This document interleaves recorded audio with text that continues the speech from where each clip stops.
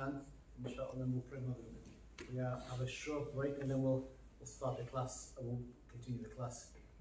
Inshallah. Are we recording okay? طيب بسم الله الرحمن الرحيم الحمد لله رب العالمين والصلاة والسلام على سيد الأنبياء والمرسلين محمد صلى الله عليه وعلى آله وصحبه وسلم. I think good idea is to have this on, right?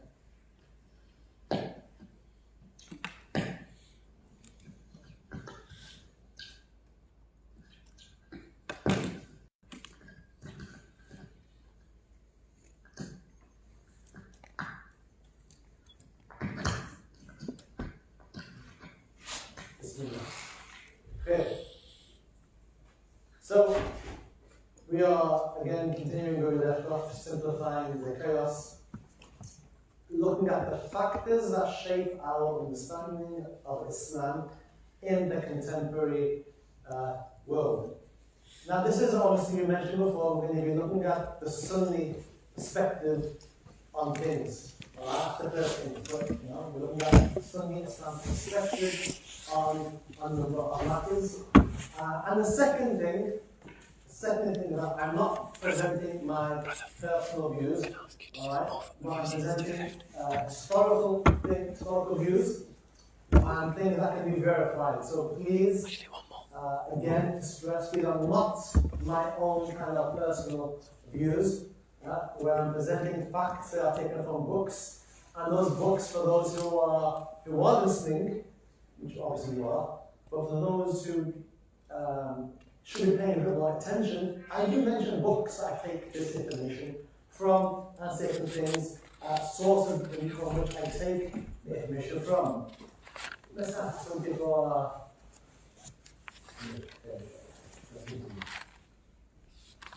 Alright, so again, this is a recap of Ahl Sunnah wal Jama'ah, Sunni Orthodoxy view. And what is the Sunni Orthodoxy? I think that's quite a good point. Again, this is a recap. Hassan Rari. Is there a microphone for him, Saeed? Unfortunately not, no. Unfortunately not? Not in this lecture theatre. Huh? Not in this lecture theatre. Term used to designate mainstream Sunni Orthodox Muslims and their beliefs, defined by scholars historically as those that follow one of the four Sunni schools of fiqh, the Hanafi, Maliki, Shafi and Hanbali schools, one of the schools of Aqidah, namely the Asharis, Maturidis, and the non-anthropomorphist of the Athari, Ahl Hadith, Hanbali, who do Tafwid. Those that follow a path of Ihsan, Tasawwuf, that is grounded in the Quran and Sunnah. This has been what the vast majority of Muslims for the vast majority of time have followed. So when we say Sunni, right, the Islamic academic definition is that. That's what it is. That's not my own opinion. That's what it says in the books.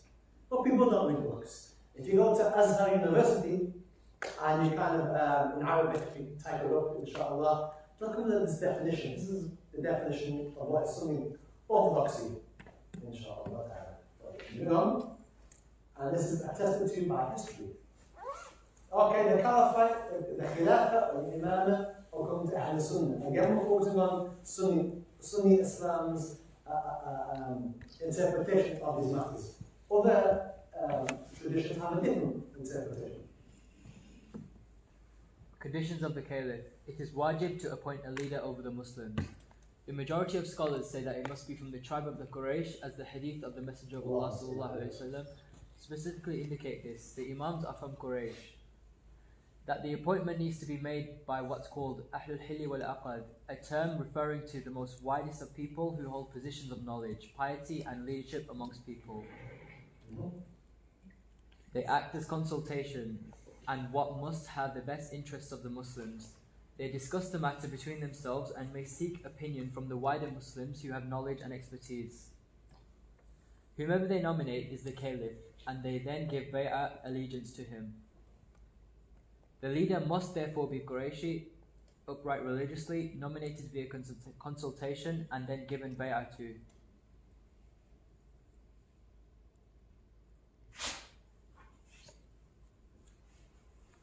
The four rightly guided caliphs: Abu Bakr, Umar, Uthman, Ali. Hassan held it for 6 months before handing it to Muawiyah. The caliphate is 30 years, then it will be kingship, mulk. Ahmad, Abu Dawood, Tirmidhi, Nasai. As-Suyuti says, none were in the 30 years after the death of the Messenger ﷺ except the 4 caliphs and the days of Hassan. 4 stages of leadership in the Ummah. Khilafah, Abu Bakr, Umar, Uthman, Ali and Hassan. Kingship, the period after this. Oppressive tyrant, the current stage we are in now. Khilafah upon the prophetic methodology, the Mahdi. Distinctive features of Ahl Sunnah. According to Ahl Sunnah, the Prophet ﷺ had not specified appointing a particular leader, Imam, Caliph by name to succeed him after his death. Their deep respect and love for all the companions of the Messenger, Abu Bakr, Umar, Uthman, Aisha, etc., including his own family known as Ahlul Bayt, the people of the household, Ali, Fatima, Hassan, Hussein and their offspring, whom the Messenger loved dearly. And I mentioned on this last week that people who follow the Sunni tradition of Islam, they've been lacking in this. And there's been reasons why that has been the case, some of which, the main reason we'll probably attest to as we go on. But there is, if you look at the classical works, prior to the Khilafah being collapsing, and even just a bit beforehand, love of Ahlul Bayt within the Sunni tradition was something you could find very easily, particularly in poetry. Poetry about Fatima, poetry about Sayyidina Ali, poetry about Sayyidina Hussein, Sayyidina Hassan and their offspring is widely available within Sunni literature, inshallah. Especially when people who follow a tariqah, a spiritual path of tasawwuf, you'll find they will, there's a focus on the love of the Prophet sallallahu alaihi wasallam and the Ahlul Bayt right up until this day. And a sign of those of people of Ahlul Bid'ah is the dislike of Ahlul Bayt and the disrespect of Ahlul Bayt. And in this most extreme fashion, this continues, this goes as far as killing. And I've seen this in my own lifetime. You know, people are being persecuted because they are from Ahlul Bayt who are from the Sunni tradition themselves. Just wanted to clarify that. I think there's a disservice. Lack of takfir, calling others kafir. Lack of takfir, calling others kafir. Takfir means to call somebody else a kafir. In English, excommunication. The Quran and Hadith inform us of the immense qualities, merit of both groups of Sahaba. True believers love them both. It also warns against hating them. According to Sunni Islam, is the topic of leadership, khilafah, an issue of fiqh or aqidah? And we know the answer is, for Sunni orthodoxy, it's an issue of fiqh. Ahl Sunnah say that it is an issue of fiqh for madhabs and not an issue of aqidah. Some sects have made it an issue of creed, aqidah, upon which your Islam is either valid or not. They are regarded by Sunni orthodoxy as people of innovation. This is today's lecture. Well, was last week's. Okay, so you have Muslims, you have Ahl Sunni orthodoxy in green. The blue and the green, they share things in common. The Shahada, facing the Qibla, praying 5 times a day, and eat halal food. Right? If you're new, some of this is maybe over your heads, but it's a recap of last week's, inshallah. Then we have non-Muslims. I think the take-home message from last week's class was that the Shia are Muslim. And I think that's what I wanted to get clear. Because I think a lot of people who follow the Sunni tradition, or what they think is a Sunni tradition, think that the Shia are all not Muslim. Nothing could be further from the truth. That's what I kind of wanted to put across last week for those whose hearts and ears, whose hearts and minds are open. Alright, distinctive features of non-Sunni groups according to Ahl Sunnah. hatred, cursing, abusing, and false claims against the Sahaba, such as Abu Bakr, Umar, Aisha, and Abu Hurairah. Again, this is Sunni orthodox view. Going into excessiveness in the praise of Ahlul Bayt by inventing innovative beliefs, such as the Prophet appointing Ali as his successor. Sunni orthodoxy does not believe that. Other traditions do believe that. Ahlul Sunnah have called this behavior rough to reject, and the group as the Rawafida reject this. This is being used in a derogatory way in this day and age, but historically in the books and classical works within Sunni Islam, with the word Rawafida or rough, it's usually put or mentioned to describe some of this behavior. Sunni orthodoxy associates this with Shia Islam, although some are more extreme than others. So these two things, you can't say all the Shia curse the Sahaba. It's not true. All of them do all that. Okay. Again, it's not one monolithic block, there's different shades. That's the complexity of it. Alright, distinctive view of Ahlul Bid'ah, people of innovation, are called Ahlul Sunnah. This is something different. Hatred, jealousy, cursing, insulting, lies, disrespecting, and lessening the status and the importance of Ahlul Bayt, the Prophet's family, and their descendants, as well as killing them. Alright? That type of behavior is well documented, still continues to this day. Ahlul Sunnah have called this behavior lost, and the group as al-nawasib. The Muslim is those whom others are safe from, their tongues and their hands, be they the Sahaba, or the Prophet's family, or the descendants of the Prophet's family, sallallahu alayhi wa sallam, up until the present day. The Khawarij, which is today's lecture, they became known for this behavior and other things, as we shall see in today's lecture. Today's lecture is a very important lecture. Alright, Khawarij and Shia, Nas and Raf. Both had a radically different view to Ahlul Sunnah on the source of religious authority in Islam.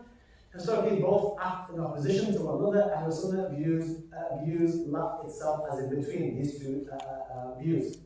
Shi'ism and Khawarij in a modern form today continue to shape and influence how Islam is understood in the contemporary world, as well as other forms. But I'm focusing on these two for reasons as you'll find out. Both were dividing force in the past, and they continue to be so today due to historical, political, geographical, and financial reasons. We'll continue on. Alright, again, Shia perspective, Sunni perspective on Shi'ism. Shi'ism is quite diverse, linguistic means party of. This is based on an academic historical account, not my own personal views. Right. Definition: those who claim to love and follow Imam Ali and his family, Ahlul Bayt, and Allah accuse them all. But common to all Shiites is an allegiance to the family of the Prophet, sallallahu alayhi wa sallam, specifically Sayyidina Ali and his descendants, as well as a recognition of their right to spiritual and temporal authority in the Muslim community after the Prophet. Political movement aiming to solve the problem of political authority in the community by establishing a legitimate right of dividing that it means. How? And so again, Sunni's understanding of what the Shia and the sisters believe. The Shia claim the Prophet directly or indirectly designated Sayyidina Ali as his successor. Shia feel this took the view of legitimate authority based on the doctrine of Imamate. Again, this is all back from the last lecture. There's three groups: Batiniya, Zaydiyya, and the largest is the Imamiyya or Ja'fariya of the Twelvers. Again, please look at the last lecture, it's all there. Inshallah, we'll have time to go into it. Alright, points to keep in mind. Ahlul Sunnah generally agree with the Zaydis and the modern 12 Shia are Muslim. The exceptions are the Ismailiyya and the Alawiyya and should be respected. Every individual has a sanctity of the Shahada. Only those sects whom Ahlul Sunnah have agreed are the believers can be called so. The Ismailiyya and the Alawiyya and the Zaydis traditionally have not been looked at as being Muslim. Okay, and other Shia sects would actually say, yeah, they aren't. I don't know how people can defend it to you. Ahlul Sunnah dislike the idea of the heart being filled with hatred of any Muslim. This is especially so for the Sahaba or the Ahlul Bayt. Right. Forces shape our contemporary world. Hassan Bismillah. How does this help us answer the question of what forces shape our understanding of Islam in the contemporary world? It will help us greatly to understand our modern, increasingly divided, chaotic situation if we look closely at those forces which divided us in the distant past. Why? They are still dividing forces today, shaping the contemporary understanding of Islam today for many. Wrath and Nasr are two sides of the same coin. According to Ahl Sunnah, an extreme rough and extreme nawasib, they both polar opposite of each other. According to Sunni tradition. Again, people can differ. I'm just giving the Sunni perspective on these matters. Religions enjoy an initial period of unity, then descend into an increasingly bitter factionalism led by rival hierarchies. Christianity has furnished the most obvious example of this. On the face of it, Islam's ability to avoid this fate is astonishing and demands careful analysis. But we will still need to explain some painful exceptions to the rule in the earliest phase of our history.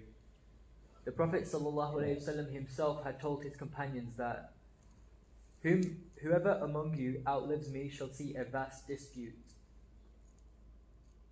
Tirmidhi. The first fitna, tribulation. The first fitna, who can tell me what is the first fitna? Based on last week's lecture, the first fitna. Aye. The assassination of Uthman. Saying the assassination of Sayyidina Uthman, yeah? The killing of Sayyidina Uthman. The disastrous revolt against Uthman radiallahu anh, which led to him being killed. If you want to, there's a book. The book I recommend for a Sunni perspective on this matter is, the book is called, let's see if I can find it for you guys.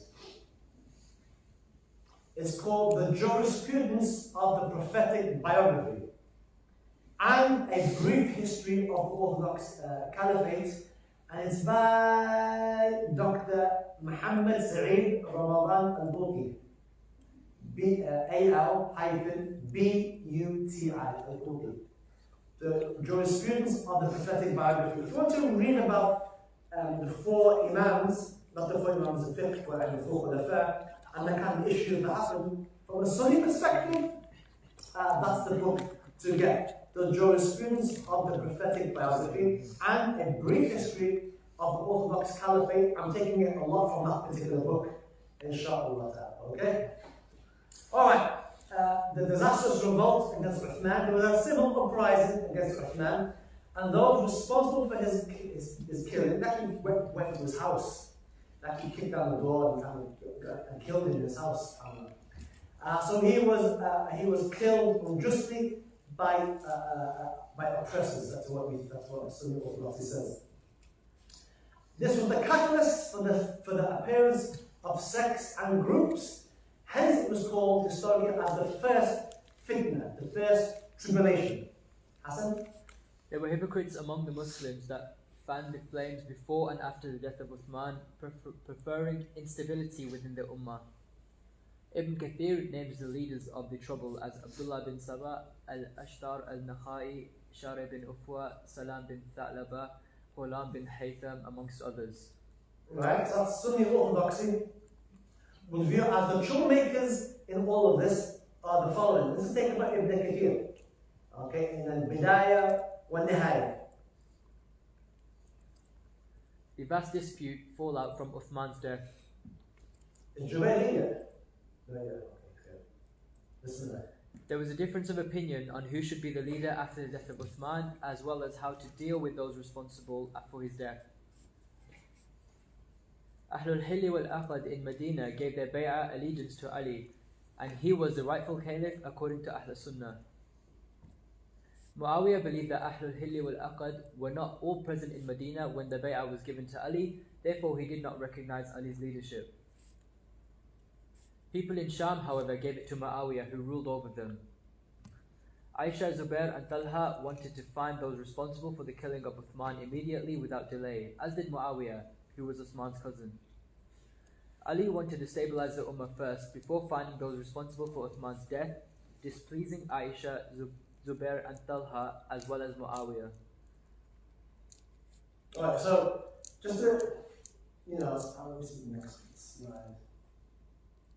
Okay, so Sunni Orthodoxy views this time as a very turbulent, unstable time, and Sayyidina Ali was the rightful Khalifa. And what we Sunni Orthodoxy would say is that Muawiyah's ijtihad was incorrect. And we don't kind of just leave it at that, inshallah. Also, Aisha, al-Mu'mineen, Zubayr, and Talha wanted to find the killers of Uthman. Uthman just been killed. So for them, that was a priority, without any delay. And as did Muawiyah as well. So you can see that these Sahaba now, and I think it's important that the Sahaba are not infallible, meaning that they can make mistakes. Sunni Orthodoxy says that the prophets and Anbiya, they are infallible, ma'asumeen, protected, or divinely protected from error. Everybody else is not. However, the Sahaba are less likely to make errors than you and I. The Sahaba. But they still made errors, and we recognize that. Ahlul Sunnah recognize that. So yeah, ijtihadat were made. Some were right, some were wrong. Right? Ali, Sayyidina Ali, wanted to stabilize the Ummah. So his issue was like, right, let's get leadership, let's get the governance in power first. Then we can find out who killed Sayyidina Uthman. And then we can deal with the hypocrites who caused all these issues. So his ijtihad, which is the correct ijtihad, is like, let's stabilize the state first, and then we can work out who did all this messing around, who caused all these problems. If you're going to go and start trying to find out who did all these problems, who caused the killing of Sayyidina Uthman and the drum makers, but the state is in disarray, there's no like power, then we have problems. Yusuf, do that adhan please, inshallah. Start from another mission.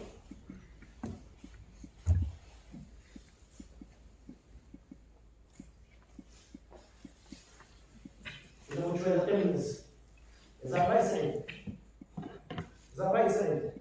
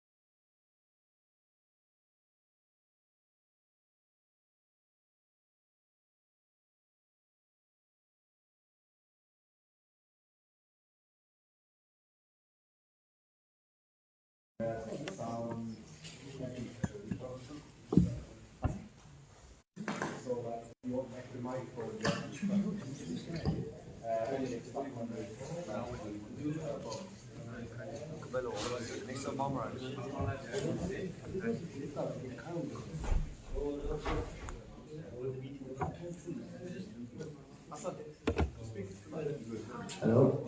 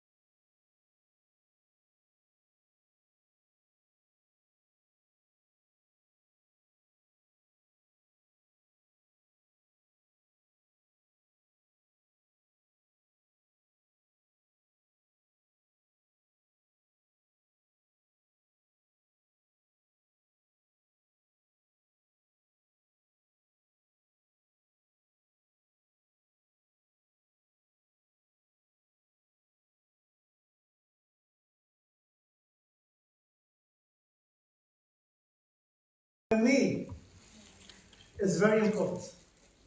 Simply because of the damage that this mindset has caused in young men.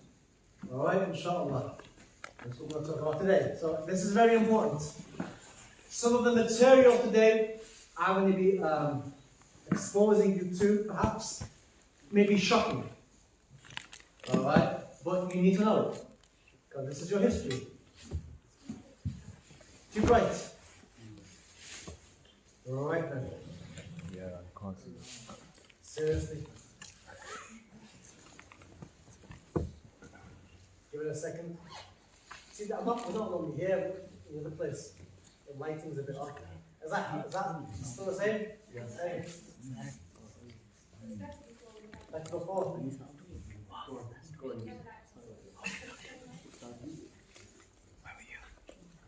How about that? But don't fall asleep though. That's too dark, right? That's perfect. That's perfect, because the guy wants to fall asleep. Okay, listen. Is that the same? Alright, hang on. It's just settings, Sheikh. You can't micro-control it, it's just dark or light. There's no middle, Sheikh. It's either dark or it's either light. Quite racist. In it. Perfect for this lecture. Jokes. Awesome. See what's like that before? Anyway. This is that. So please listen. This particular topic, today's class, is something that I've seen. I've seen the problems this causes, this particular issue, this particular topic. I've seen it up close and personal. as I'll explain it on today. So please focus on this lecture, inshallah. It's far more important than you actually perhaps think it is. Listen up. The challenges facing Ali. The killing of the third caliph of Islam, Uthman, is seen as the starting point from which the great problems began. It is referred to as the first fitna. The fourth caliph, Ali radiallahu anh, had to deal with the vast dispute between the Sahaba, which the Prophet ﷺ prophesied would happen, as well as a whole host of challenges during his difficult time as caliph. One of these challenges we have spoken about was the Shia, which after its emergence developed further over the following 2 centuries. The other is the Khawarij, which we will be looking at in today's lecture. So, Sunni Orthodoxy, they would view that the Shia brothers and sisters, by the way, because people need to kind of make that clear. Alright, despite people having problems with me saying that, they are our brothers and sisters. Ala kul hal, but as Sunnis we believe, Sunni Orthodoxy believe that the Shia tradition kind of developed them. Alright? And another kind of challenge was the Khawarij, which is today's focus. What do you know about the Khawarij?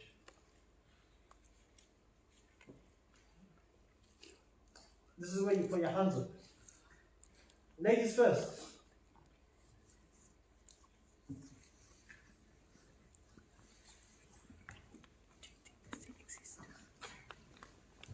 Nothing? What? Good. Bismillah, you guys. Sheikh, give eating. Sham. On the other end of the spectrum to the Shia. No, as you'll find out today. Not specifically, no. I think very early on you mentioned that they did takfir for everybody. Say again? Is it takfir? They make takfir. Who? The Khawarij. What's takfir? Takfir. Calling someone a kafir. Alright, good. What else?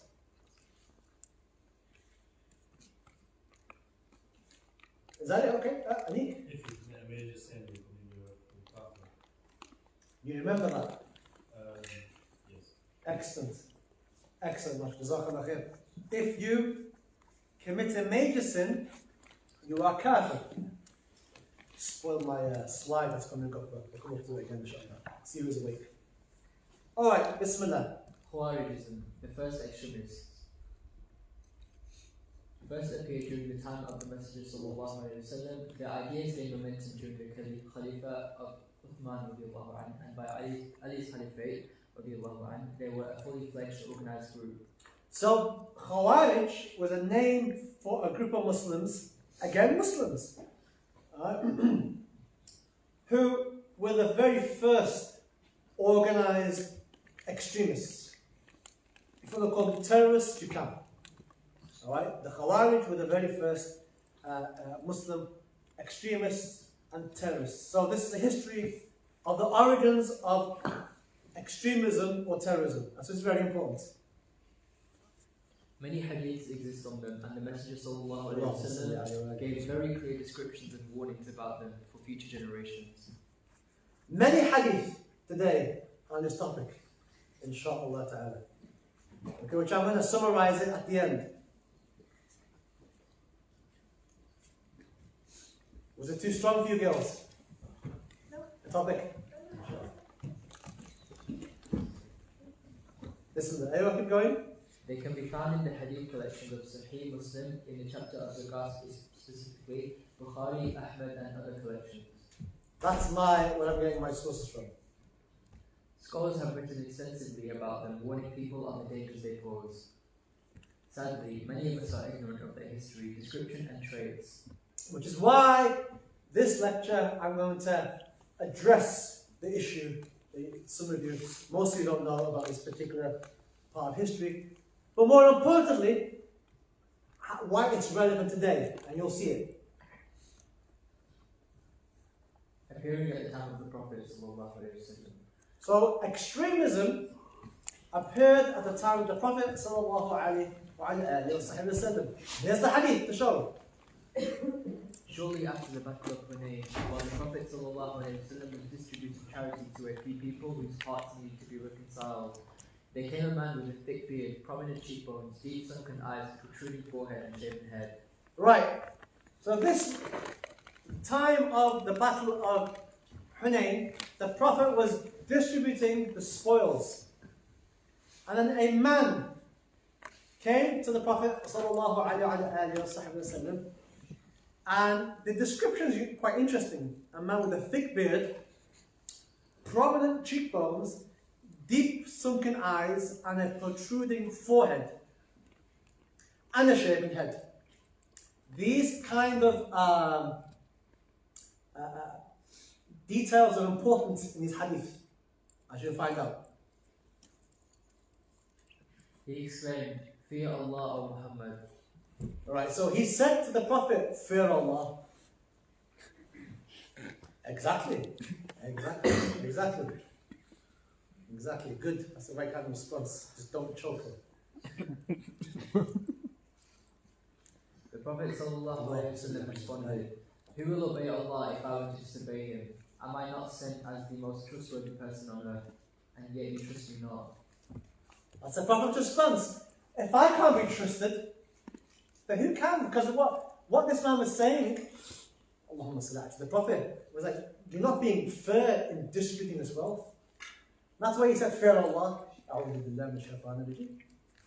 You see? And the Prophet said, if I'm not going to be, so if I don't fear Allah, then, what hope does anybody else have? The man then turned back, whereupon the one of those present asked for permission to kill him. But the Prophet sallallahu alaihi wasallam said, Pay attention to this part of the hadith. Pay attention, this is important.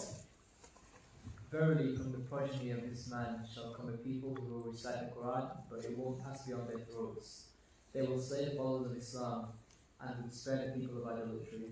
They will pierce through the religion, just like an arrow which goes clean through a prey." Muslim. So let's just have a recap. The Prophet ﷺ is what? Distributing the spoils. Charity. A man comes up and says to him, be what? Be fair. In other words, he's accusing the Prophet of what? Not being fair. I'm not being fair. A'udhu billah. Now, this is a crime. And then, he then turns away and walks away. What's missing from the man? Ordinarily, what should you say after the Prophet said, if I'm not going to be,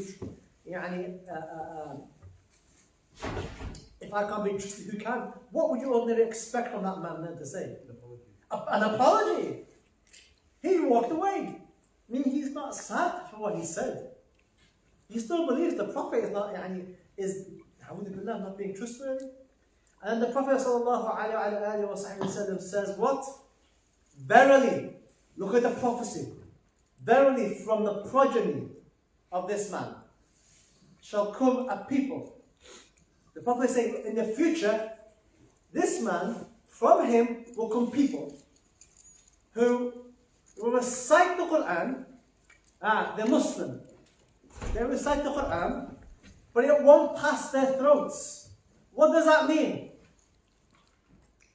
It wouldn't pass their souls. Who said that? Put your hand up, Maria. What does it mean? Like it wouldn't impact their souls. It's just lip service. That's all it is. What else? They will kill the people of Islam. They'll kill Muslims. But the people of Sheikh who fight against them, they will leave. And they will pierce through the religion just like an arrow goes clean through its prey. What does that mean? Luqman. Like, there'll be no hesitation, like, as in, very clean cut.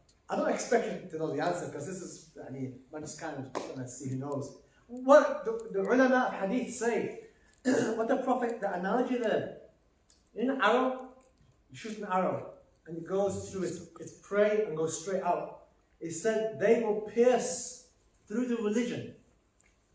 Just like an arrow goes through its prey. Some scholars say that they will leave Islam. They go so far in their extremism, they end up leaving this faith. They will pierce through the religion, go through the religion like an arrow goes through. Well, different interpretations. But a very interesting interpretation is that they will leave Islam. The extremism will lead them. Is there a question at the end? Make a note.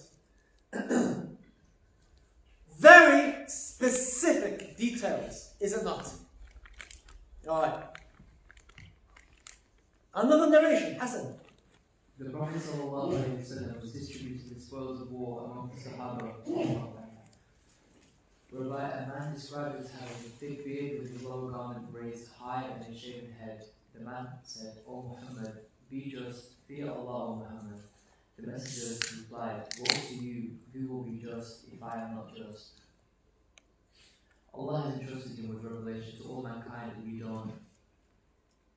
The man left. Umar asked the messenger to let him kill him, as did Khalid, but the messenger refused, saying that he didn't want people to think that he killed his followers. The hadith continues by saying that the man walked away, the messenger was looking at him, and began to give a detailed description of this man's offspring that appear in many hadith. So, this is another narration for the same event. And here, one of the Sahaba, which is Umar and Khalid, say, "Ya Rasulullah, let me go and take care of this man." Because to them, what's happened is that he's just in their eyes, that's kufr. You just said to the Prophet, "You're not trustworthy." The Prophet has been entrusted with the Quran. So in their eyes, that's like a massive... it's blasphemous, right? That's what they're saying. What did the Prophet say? Did he tell him, go and kill him? No. Why? What did the Prophet say? Maryam, what did the Prophet say? He didn't want people to get the image that he's murdering followers. Aywa. Because if that was the case, no one's going to become Muslim. But more importantly, the Prophet's kind of giving us some guidelines, which is interesting. But also teaching Khalid and Umar, teaching them for the future. طيب. The Prophet ﷺ, there will arise at the end of time the people. Right. So this hadith now is relevant for you in this day and age. Because the Khawarij, the Muslim extremists, weren't just restricted to the time of the Prophet, more at the time of Ali. But it's a phenomenon that continues up until the day. Why? Because the Prophet said it. Listen carefully. The Prophet ﷺ said, there will arise at the end of time a people young in age and weak in intellect.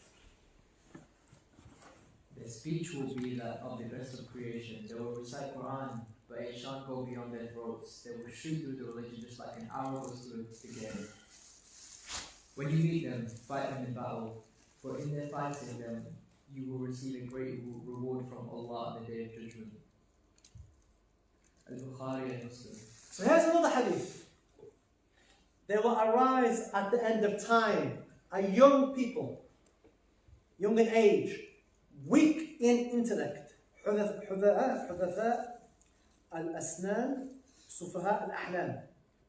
Their speech will be that of the best of creation.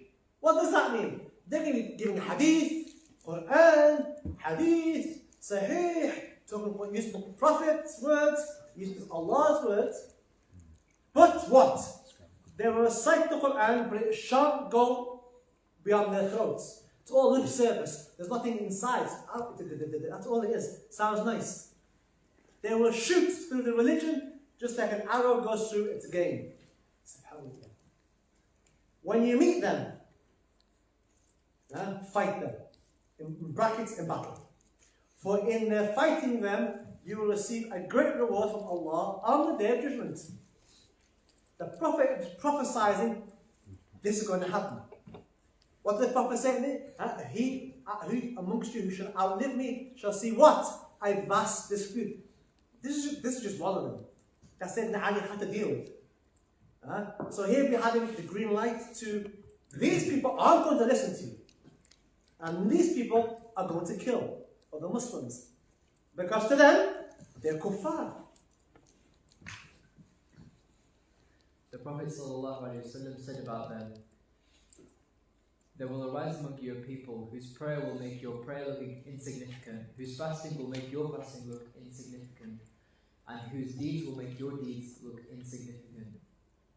They will recite the Quran, but it won't pass beyond their throats. Bukhari and Muslim. Alright, Luqman, give me one characteristic of these Khawarij, these Muslim extremists. Give me one. From the hadith. Unless you're a prophet. Which you're not. So they'll appear. I've got to say it, people listening these days start making. Anyway, They'll basically like. Just one. They will seem better than everyone. Aywa. Zuhair? They do lots on the outside, like actual acts of worship. They do a lot of outward worship. Sisters. It's all about the looks. How it sounds and how it looks. But what else? Saeed. They'll kind of make you feel bad about what you do.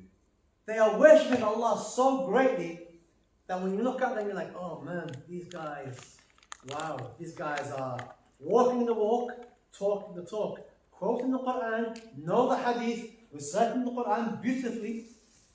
Yeah, all these nice things they're saying, and praying. But what's the Prophet saying? The Quran won't pass beyond their throat, they won't actually feel it inside of them. Anyway, so we have a group of people who's all outward. There's nothing inward. There's no spirituality. The hearts are dead. No spirituality. But it's interesting. Brothers and sisters, please, I want you to kind of think deeply on what's being said, inshallah. Don't be superficial. Think deeply. Again, this is not something that happened 1,000 years and that's it. This continues to this day. The Prophet ﷺ described the Khawarij as young in age, weak in intellect. One hadith states, Is that okay? Sure. there shall appear in my ummah schisms and divisions, a people who will beautify their speech but their actions will be evil. They shall recite the Quran but it will not pass beyond their throats. So these extremists recite more Quran than you do, pray more than you, fast more than you, know more than you. But is there any benefit? Does it benefit them? Does not benefit them at all. Does someone become a non-believer if they commit a major sin? Right, sisters, you guys in the back. What's the question?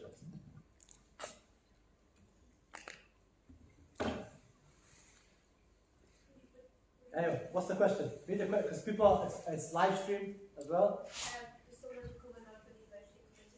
So somebody commits a major sin. Are they kafir? Right. That's good. Somebody drinks alcohol. Are they a kafir? No. No. Somebody somebody kills somebody. Are they a kafir? No. Alright. Somebody does zina. La. No. Next question, put your hands up. Hands up for this one. Controversial, I'll leave it. No. See. I'll leave it.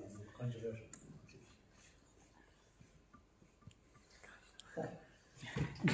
Day and age we live in right now. Oh my God. Alright, okay. 1 minute. What? You there at the back? Next time. Zakia, Afwan, doesn't recognize you. Why? Because before we were saying to become a non-believer, it's a it's not something that. Alright, somebody is. Am I walking out of the. Yeah. Okay, move the thing. So somebody drinks alcohol, it's a major sin. Yeah, it's a major sin. It's kabira. Why can't we call them a non-Muslim? Raise your voice high, please.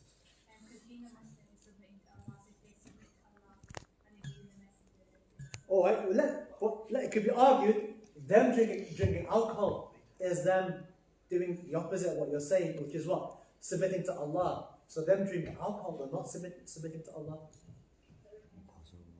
How do you know? How do you know? And obviously we have a good opinion, right? I'm playing devil's advocate here, alright? Just trying to get you to think. Annie? What? Why? Because they can still have belief in Allah subhanahu wa ta'ala and make mistakes. Let's say he or she is not making a mistake, they're drinking alcohol. It's not a mistake. In that regard. Okay, somebody misses salah. Are they believer or not? Believer. Who says they're not a believer? They're non-Muslim. Kafir. Nope. Nobody? I've heard of hadith. Yeah. I've heard hadith. The Prophet sallallahu Allahumma salli alayhi wa ala alihi. Aywa. the one who leaves their salah, they're into kufr, so they become disbelievers. طيب. Ibrahim, you're going to stay at the end of the class. Please ask me that question at the end and I'll answer it. It's a good question. Alright? Yeah, but let me, if I go into that and take away from the time, please ask me that at the end. Ahl Sunnah wal Jama'ah say, if somebody, male or female, commits a major sin, they're still Muslim. Ahl Sunnah wal Jama'ah, Sunni Orthodoxy, always they believe that committing a major sin does not take you out of Islam. If that was the case, my God, man, there wouldn't be any Muslims left. People who miss out Salah. If you turn off your alarm at Fajr and go back to bed, right, or don't pray Fajr, that's a major sin. If you were a kafir, every time you miss Fajr, you're a kafir. Well, that's not the case, is it? طيب. Sunni Orthodoxy holds that committing a major sin does not take you out of Islam. Bismillah. I'll leave this for you, for homosexuality. You think about it and get back to me, not in the class. Bismillah. Continue on. Labeling a Muslim a non-believer due to them performing a major sin, takfir. Takfir of a person for a major sin or something for which takfir cannot be made is strongly warned against in Sunni Islam. The Prophet ﷺ said, "Surely what I most fear for you is a man who will recite the Quran until its radiance appears on him. So he becomes a support to Islam, changing it to whatever Allah wills. He then separates from it, casts it behind his back, and raises his sword against his neighbor, accusing him of idolatry, shirk. I asked, O Allah's Messenger, who most deserves to be imputed with shirk, the accused or the accuser?" He replied, the accuser. Ibn Hibban ibn Kathir. Right. Spend 30 seconds looking at this hadith. Because I feel sometimes this hadith go by so quick, they don't have time to kind of absorb it. These will be uploaded afterwards, inshallah.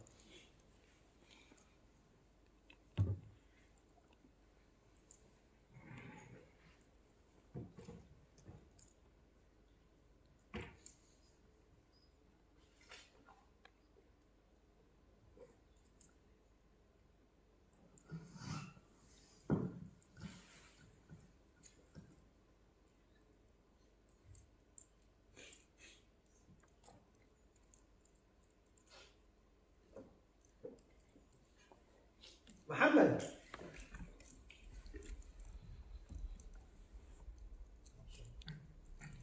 Not sure. I mean, it's talking about people that accuse their Muslim brothers of shit and the punishment for doing so. Raise your voice. So people can hear. The live stream as well. It's talking about people that Someone don't listen anyway, but anyway. accuse Muslims of shirk and how the accuser is actually the one that's the consequences.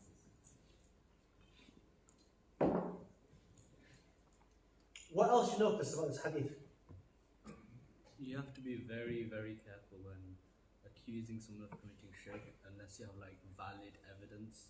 Good. Otherwise, you yourself are imputed with shirk. Huh? Misquoting, imputed with shirk. What does that mean? Imputed with shirk. I don't know. You said it. What is the hadith? It's like. Oh, okay. All right. Look a bit more deeply. So in the beginning, it speaks about a Muslim who is the radiance appears on him for That's it. There you are. Keep going. being a good Muslim, and he's done all the things right. But Good. because he accused someone of shirk, all that gets wiped away. All right. That's more where I want to go. Jazakallah khair, Ibrahim. Let's follow the hadith. What's the Prophet saying? Truly, what I fear most for you is a man, or a woman, by the way, who will recite the Quran. Up to now, no problem, right? They're reciting the Quran, learning the Quran, until its radiance appears on them. And then he or she becomes a support for Islam. But then changing it to whatever Allah wills.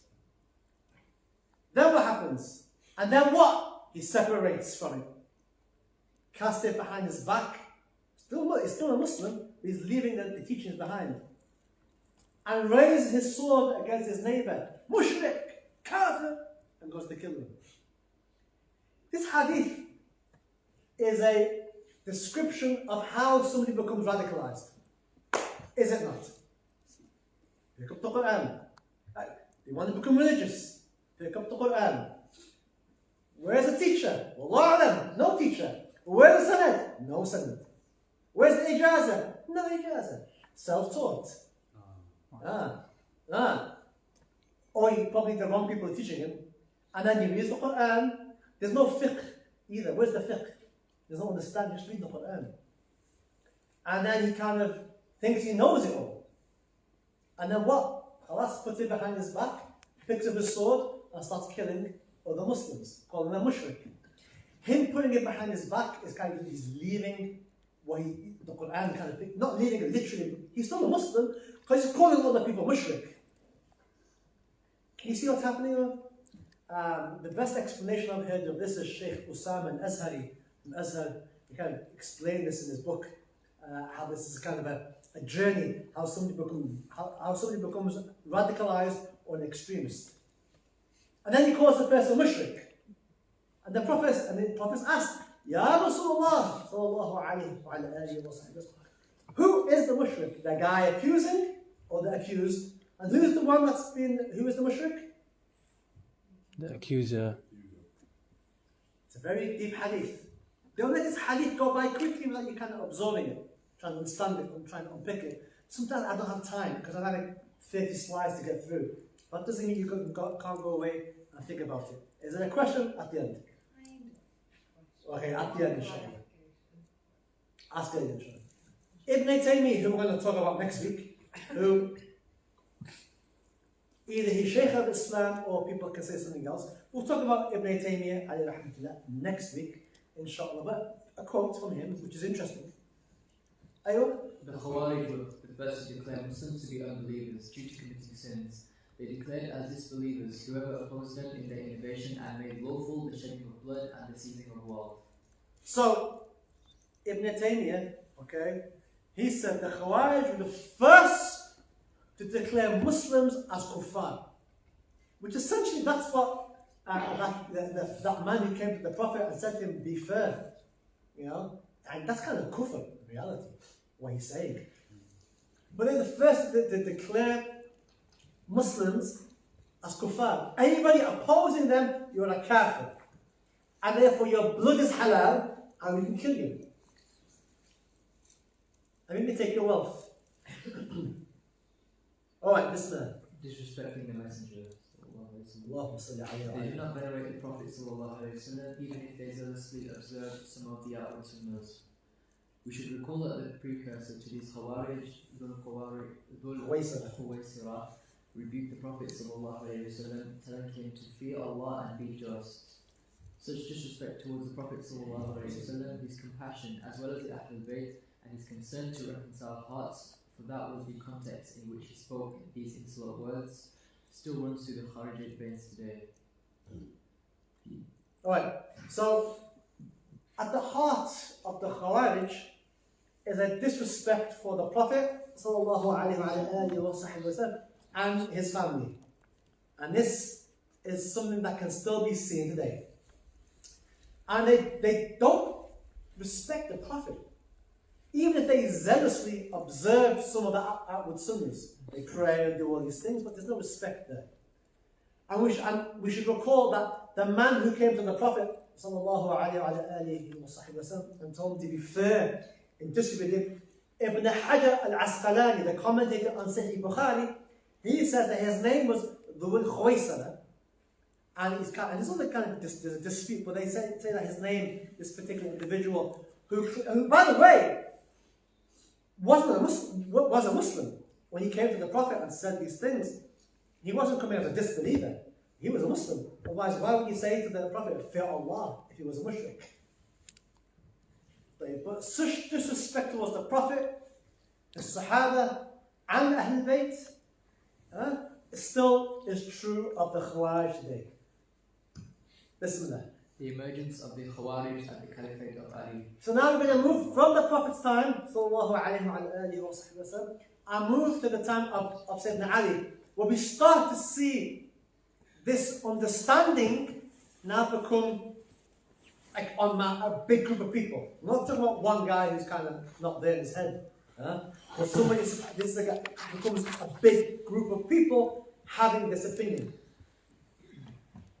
As already mentioned, Ali radiallahu anhu had a dispute with Muawiyah over his leadership. And Sunni orthodoxy believes that Sayyidina Ali was correct. Both sides had an army who fought each other and suffered casualties. This was known as the Battle of Siffin. And again, please refer to the book that I recommended for more details.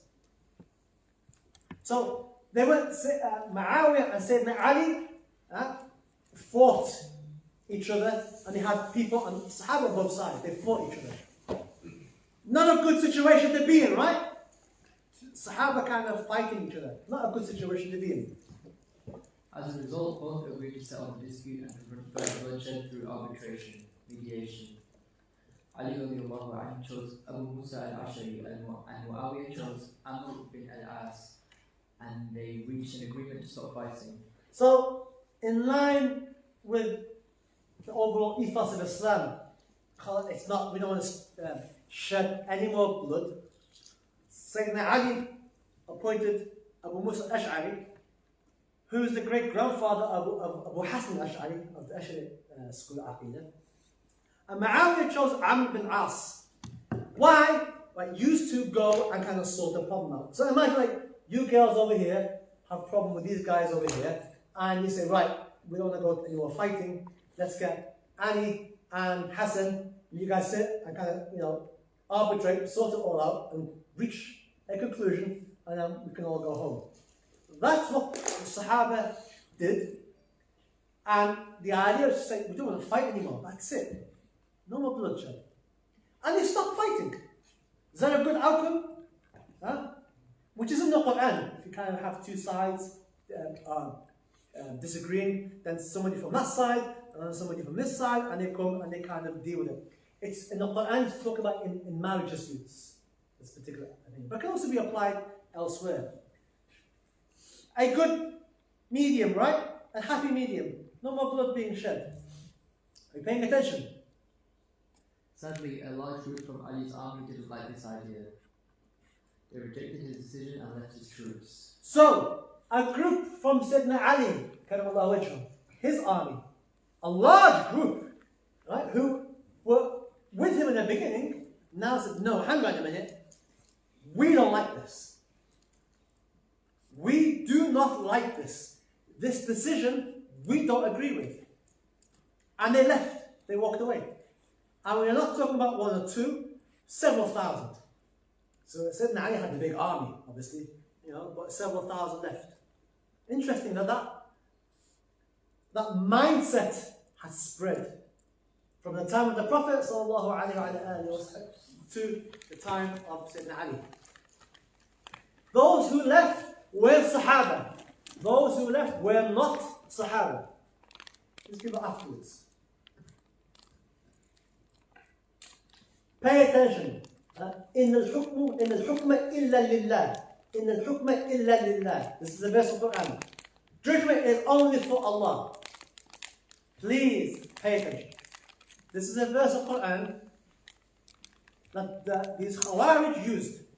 Judgment is only for Allah. Only Allah can judge, not you or I, or these man-made laws, as some of you probably have heard of. Bismillah. Despite this approach to saving lives, a large group of Ali's army disapproved and cited the verse of the Quran, judgment is for Allah only. When asked about this, they replied, do you, Ali, seek judgment from men in that which is Allah's command? There is no judgment except for Allah. Ali has gone against this verse. He didn't judge by Allah but by men, and this is shirk, associating partners with Allah. Let us fight and Allah will judge. So this is what they said. They said, judgment is only for Allah. In al-hukma illa lillah. Judgment is only Allah can judge here. They took the verse literally. Like everything else, they take literally. Taking Allah's attributes. Okay? Took it literally. And when Sayyidina Ali asked them why, they said, do you, Sayyidina Ali, seek judgment from men? Huh? You brought these two men to judge here? Allah judges, not you. So Ali has gone against the verse of the Quran. He didn't judge by what Allah wanted, but he got these two men to legislate. And in their mind, that's kufr. In other words, what they're saying, you should have allowed us to fight, and then Allah's decree will show who's going to win. But you interjected, you took away that, stepped in, and brought these two men to judge. And only Allah can judge, not these men. So therefore, you've associated partners because you put yourself on par with God in judgment, and you've made yourself like a God. It's crazy, right? That's what they thought. You've judged other than what Allah has judged. You haven't followed the Quran. You've made yourself a legislator. In other words, in a common modern terms, you've invented man-made laws. Man-made laws. You've invented a law and left Allah's law, and by doing that, you've made yourself into a God, almost on par with Allah, by making yourself a legislator. Only Allah can legislate. Get that point? So anybody not get it? I'll explain it again. You get the point what they're trying to say. Only Allah can judge. But the fact you brought two people to judge, you made yourself like a God. You made shirk. You've associated a part of Allah in what? In legislation. Obviously it's wrong. But how many guys or girls have heard man-made law when we talk about Islam? Hear that phrase? Man-made laws. We shouldn't follow man-made laws. Some of you heard about it, yeah? The more radical amongst you. Heard about it. Ali and anyone else that agreed with arbitration had been guilty of doing a bid'ah and ultimately had left Islam.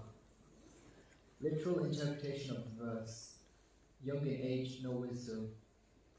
Small intellects, not right, cannot grasp deep issues. What the Prophet said, young, not bright. Very literal. Quoting verses thinking that it supports them or a proof for them in their false claims, but it's against them. That's a hadith. They quote verses thinking that it supports them or a proof for them, but in reality that verse is against them. Alright? Extremists use verses of the Quran and hadith all the time. Alright? Especially violent extremists, which is the Khawarij are the first violent extremists, as you're about to find out. It gets a lot more bloodier. That's the hadith of the Prophet. They quote Quran, quote hadith, but it's all literal. The Khawarij and Ali. And Sayyidina Ali, aywa. Initially, Sayyidina Ali radiallahu anhu tolerated them for as long as they didn't harm the Muslims. So Sayyidina Ali said, Khalas, okay, you guys, difference of opinion. Sayyidina Ali's got problems. He's got this over here and this over here. He's got all these issues going on. He has to be dealing with the death of the killing of the Sayyidina Uthman. So he said, okay, you guys, if you're going to go. He wasn't happy, obviously. But he said, as long as you don't harm other Muslims, you have a different opinion. Let's go. However, their behavior worsened. During Ali's khutbahs, they would interrupt him, shouting out abuse, accusing him of bid'ah and not praying behind him. So it got so bad that these people were going to, the Khawarij were not going to let it go. Because hang on, Sayyidina Ali now, okay, is acting has gone against Allah. He's a mushrik. He's a kafir. And for them, it's like he's leading the Muslims. So they actually, when he was doing khutbahs, they'd shout in the middle of the khutbah, get up and shout at him in the khutbah, kafir. I remember Ali Jeffrey telling this incident where Sayyidina Ali was giving a khutbah, and then this guy from here jumped up and called kafir. Sayyidina Ali, a'udhu billah. Then he got quiet, and then someone from up here, kafir. And someone at the back, kafir. And that's the kind of, they were doing that, a'udhu billah. Khawarij. But if you've been an imam as long as I have, you'll see that. And I've seen that. I've seen that. Yeah. Say what you want. Say what you want. But anyway, and accusing him of and not praying behind him. Because you can't pray behind a disbeliever. This is Sayyidina Ali. This is Sayyidina Ali. We're not talking about anything. This is Sayyidina Ali. Stop attending the Jum'ah prayer. I'm not going to pray behind you. You're khalas. No Jum'ah. That's, subhanAllah, that's a phrase in which one of these Khawarij, he was going past a mosque and he heard Sayyidina Ali giving a nice talk. And he said, who is this person here giving this talk? And he said, Ali. And he goes, how eloquent this kafir is. How this is the extremism where it takes you. So, Sayyidina Ali? Ali sent Ibn Abbas to debate them. So, Sayyidina Ali sent Ibn Abbas to debate them. And he said to him, use hadith, not the Quran, as they are ignorant of the hadith. They're ignorant of hadith. Yeah? They're ignorant of the Quran as well. Yeah? They're jahil anyway. But use hadith. You don't get that. They did not respond to his salam. So he goes, actually the narration says that he goes there. Actually, another narration, I don't know if it's in the slides, but they go and in the camp, all the heads, meaning that they were reciting the Quran so loud, it's like the bees. I mean, when you go to a mosque, there's tahfidh the Quran, kids are reciting the Quran. The camp was full of that. So these people were reciting the Quran. What did the Prophet say? They will recite it. What else did he say? Don't go past the throat. This is extremism. So Ibn Abbas comes, Ibn Abbas, from the Sahaba. People who were there when the Prophet recited the Quran. People who were there when the Quran was revealed. And he says, Assalamu alaikum. These guys, no salam. I'm not going to give you a salam. Why? You're a kafir. You're with Sayyidina Ali. And you'll find that I have people today, if I give them salams, they won't give me salam. Because you're a kafir. Many were convinced by his arguments and left them, while many would not and remained. So Ibn Abbas debated them for a while, and it said like several thousand left, but a lot stayed behind. So a lot were convinced, and I don't have time to go into the debate. It's in books actually what he said, how he convinced them. It's an interesting conversation. But those who Allah wanted good for left, And those whom Allah did not want good for, they stayed behind. Ibn Abbas debating the Khawarij. Ibn Abbas, in his parley with them, told them this home truth. I come to you from the emigrants, Muhajirun, and the helpers Ansar, and the son-in-law of Allah's Messenger sallallahu alaihi wasallam. To them the Quran was revealed. They are more learned about its meanings than you are, and there is not a single one of them among you. Isn't that like a mic drop moment, right? As you guys say. I come to you from al-Muhajirun. I'm from the Ansar. I'm the son-in-law of the Prophet sallallahu alaihi wasallam. To whom the Quran you're quoting was revealed. They are more learned about its meanings than you are, and there is not a single one of them amongst you. Ibn Abbas said about the Khawarij when he went to debate them, I came to them at midday and entered upon a people, the likes of whom I hadn't seen in terms of their exertion and worship. Their foreheads were grazed from the constant prostration. Their hands were rough like the knees of camels. They wore recently washed, girded up tunics, and their faces were pale from staying up at night in prayer. So these were people who were like, as you can see, subhanAllah, people who are always praying, hands are rough because of sujood or whatever else they were doing. Their clothes weren't all that. Their faces were pale because of up all night, lack of sleep.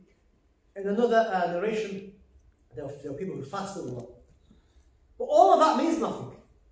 All of that means nothing. If you hate the Nabi sallallahu alayhi wa sallam, salli ma shi'ta, pray as much as you want.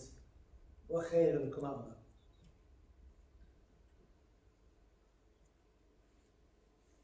Blind, holier than thou absolutism of the newly reformed sinner, as the Khawarij saw themselves to be. This is an explanation. Blind, holier than thou absolutism of the newly reformed sinner.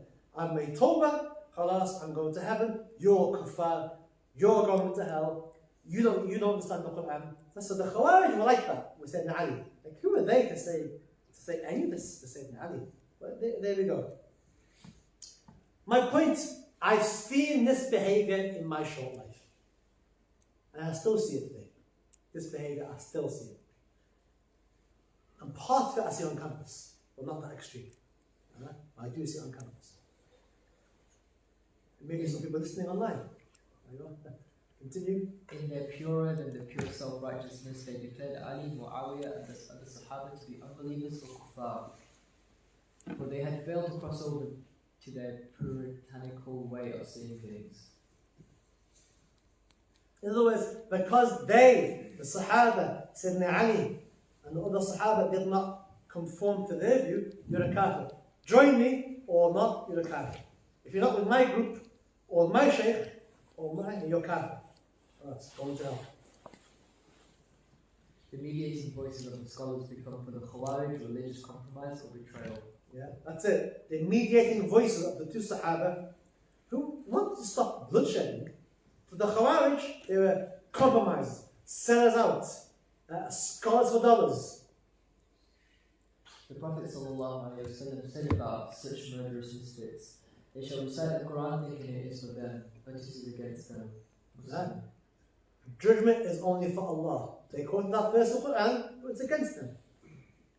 And that they would call to the book of Allah, but would not be from it at all. Ahmed. Their leaders left the city for the mountains and wasteland, claiming too much bid'ah and that it was a Darul Kufr, abode of disbelief. So this army now, however many left, they said, right, we can't stay here amongst the kuffar, and they moved, they made hijrah to Dar al-Islam, as they called it. And they left Darul Kufr, the abode of kufr, with all the Sahaba in it. And there's too much bid'ah, as they were saying. They began to kill people, specifically those that believed Ali and Muawiyah were not kafir. Killed Abdullah bin Khabbab and his family, pregnant wife.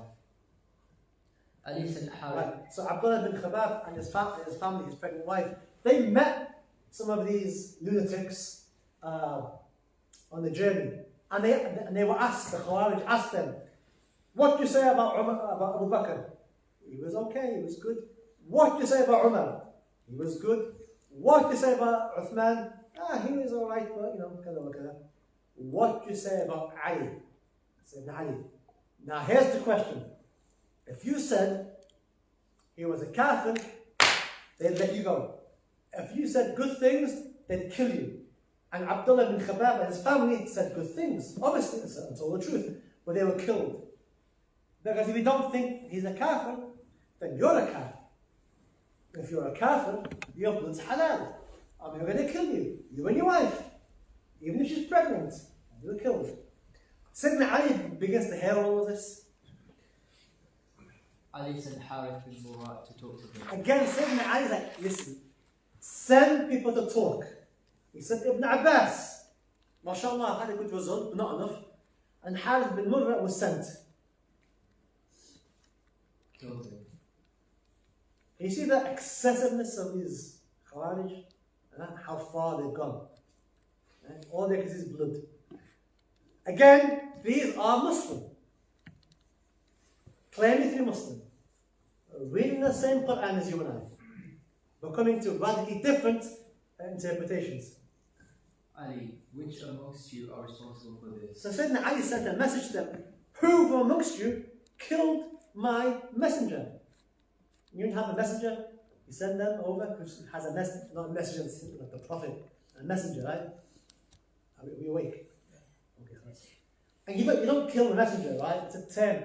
Don't shoot the messenger. They killed him. And that was, in terms of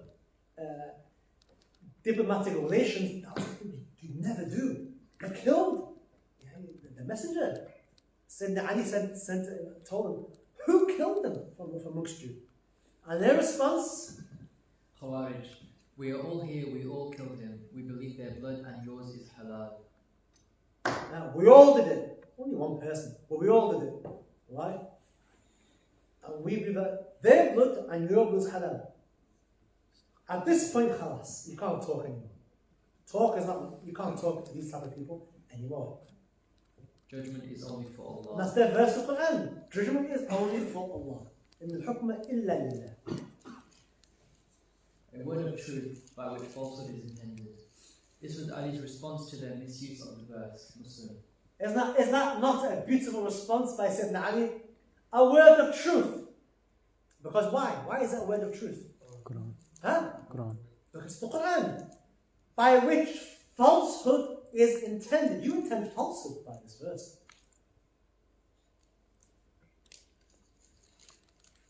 They viewed themselves as the true Muslims. Ali then went to war with them after seeing all the signs the messenger warned about. The Prophet ﷺ had already told him about all of these things. So now we're going to hear hadith that Sayyidina Ali did not say at the time of the Prophet. But when these things began to happen, the Prophet, he remembered, Prophet Muhammad told me about this. He begins to tell his army, look at this happened, and these things happened. And he said, how do you know? The Prophet told me. All of these things the Prophet told me was going to happen. And that's why I said to Ali, he knew what to do. When you start to see the signs, he knew. He told me about it. He told me these things were going to happen. The Messenger ﷺ had said, fight them. Different battles, but the battle of Nahrawan is the most important. Several battles happened between Sayyidina Ali, and the Khawarij. The famous is the battle of Nahrawan, is the most important. 12,000 in total, all fasting and praying and reading the Quran. According to numbers, historically, 12,000 of these extremists. That's a hell of a lot, right? 12,000. All fasting and praying and reading the Quran. All with the belief that what? Sayyidina Ali is a kafir. The army was defeated by Ali's army with few survivors. And Sayyidina Ali won. And I don't have time to go into it, but look, the book I've recommended has a good breakdown. Point is that a few survived. A few survived, and that's the problem. One of them was called Ibn Muljam. Ibn Muljam. This is a name of somebody who you need to be familiar with, Ibn Muljam. More importantly, the mindset. is more important than the name. Although the name is important, but the mindset is a dangerous thing. Alright, who is this? Sheikh. You know what Sheikh means? Come on, Sheikh. Maryam, Sheikh. Huh? La. Doubter. No, Sheikh. From Shaqawa. Sheikh. Seriously. Someone's going to hell. Sheikh. You have Sa'id and you have Sheikh. Not that Sa'id. Sheikh. Bismillah, continue. Ibn Muljam and two survivors vowed to get their revenge back for the defeat at Nahrawan. So, Ibn Muljam and two of the survivors of the Khawarij vowed to gain their revenge back for the defeat of their brothers in the Battle of Nahrawan. It's a crushing defeat. Someone yawning? How can this topic make you tired? This should wake you up. خصوصا أنت أكثر. Next, keep reading. 17th night of Ramadan, went to Iraq and waited for Ali to come out, as was his custom to wake up people for Salah. So, what actually happens that a woman from the Khawarij, because there was women as well, not just men, extremists, you have women as also extremists, and this woman basically kind of like pumped them up and said, how can you let this happen? How can you do this? And she then says, whoever kills Sayyidina Ali, I'm going to marry him. And supposedly outwardly pretty, debatable. Anyway, she was okay inside. But Ibn Muljam actually had a dagger and he left his dagger in some poison for like a large length of time. So the dagger absorbed the poison. And he waited for Sayyidina Ali because he wanted to assassinate Sayyidina Ali. The 17th night of Ramadan, he goes to Iraq. Ramadan! It's Ramadan. This guy's got nothing else better to do. Fit people are fitna. And he waited for Sayyidina Ali to come out. Now Sayyidina Ali, Karamallah Wajho, what he would do, and in certain traditional societies, this still happens today, that people will wake up before Fajr by a period of time and go around and wake people up for Qiyam al-Layl and for Suhoor. And in Yemen, Tarim, where I studied, there's a man who'd actually walk around and have this metal drum and beat a drum to wake people up. That's going back, it's like a tradition. Well, Sayyidina Ali, he was the Khalifa. And in the middle of the night, he's going around to wake people up for Tahajjud and the Suhoor. And this shaitan, okay, and I hope any Muslim doesn't have a problem with calling him a shaitan, okay, this shaitan over here, he knows that. And he goes, well, I'm going to wait for him to come out, because he normally goes around to wake people up for Tahajjud in Ramadan, and I'm going to kill him. That's what he does.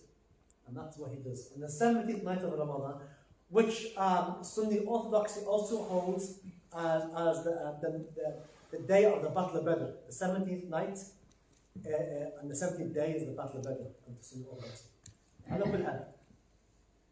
They had a poisoned dagger and all three of them hit. So all three of these, what can you call it? They all hit Sayyidina Ali. Ibn Muljam struck him, Ali, in his head, and blood completely covered his beard, turning it red. Judgment is only for Allah, not for you, O Ali, and not for your companions. So this Khabith, he was striking Sayyidina Ali, okay, and saying this verse of the Quran that they had all them years back. In al-hukm illa lillah, judgment is only for Allah. This guy can't let go of it. Yeah? For him, this is a kafir, mushrik, we have to kill him. And he goes and they kill him. And in the Sunni Orthodoxy, we believe that the Prophet ﷺ told Sayyidina Ali, but your head will be split and your beard will turn red. Allahumma salli alayhi. It happened. And the Prophet says about the person who does this, says he's a Sheikh, someone who's going to hell. When he does that to you, he's going to hell. But the mindset is the problem. The mindset. Alright? This is the problem. Because that mindset still exists. Ali died some days later from his wounds. Ibn Majah was executed. He was reading Quran. You know, while they were executing him, this guy is like so pious. He's like, they said to him, he's reading the Quran as they're about to execute him. So for him, it was an act of devotion, him becoming, he's going to get closer to Allah by killing Sayyidina Ali. This is Sayyidina Ali who was the Prophet's married his daughter to him. The Ahlul Bayt come from him and Sayyidina Fatima al-Zahra. But again, the Khawarij, extremism, when it comes to the Prophet and his family, Ahlul Bayt, there's a DNA inside them that hates the Prophet, whether they believe it or not. They have a disrespect for the Prophet and disrespect for the family of the Prophet. This is still continuing, and I see it on my own eyes. No one can tell me otherwise. All of this because they misunderstood a verse of Quran and not willing to accept a different understanding. Alright, the Prophet's warning. The Prophet ﷺ warned, "There shall appear a group of people from my ummah in the direction of the east. They will recite the Quran, but it won't pass beyond their throats. Every time a generation of them appears." Now listen. Now I've said to you before, this is not something that is isolated and restricted to the time of the Prophet. Sallallahu alayhi wa sallam. This mindset, the takfir, bloodshed, killing, everyone's a mushrik, or kafir, mubtada, I can't pray behind you, I'm not going to pray Jum'ah behind you, and all these other kind of crazy things still happens today. Why? Because the Prophet said so. Sallallahu alayhi wa sallam. Here's the hadith. Every time a generation of them appears, it will be cut down. Every time a generation of them appears, it will be cut down. Every time a generation appears of them, it will be cut down. Abdullah said, he said that more than 10 times. More than 10 times the Prophet is saying, every time a generation of them come out, they'll be cut down, meaning defeated. But then they'll come back again, and defeated. And again, and defeated. And again, 10 times the Prophet in this narration. 10 times then they'll come. Until the last of them? Until the Antichrist appears from their last remnants. Ahmed Hakim Nu'aym. Another hadith says, Ibn Umar said, I heard the Prophet ﷺ saying, each time a generation of them appears, it is to be cut down. This will occur more than 20 times until the Antichrist appear in their last remnants. So, the hadith say that this mindset, it will always exist. It will come and go, come and go, come and go, and it will stop when? With who? Why? Because they're with the Dajjal. These people are going to be with the Dajjal. Which is not surprising, because you're going to say, I'm God, and then Allah has a hand, Allah has a face, so it kind of makes sense if you think about it. For those who get it. It was interesting. It is, but the point is that Islamic extremism ends with the Dajjal. And that's not with the Mahdi, but with the Dajjal. Who said that? Zane? No. The Prophet. Sallallahu alayhi wa sallam.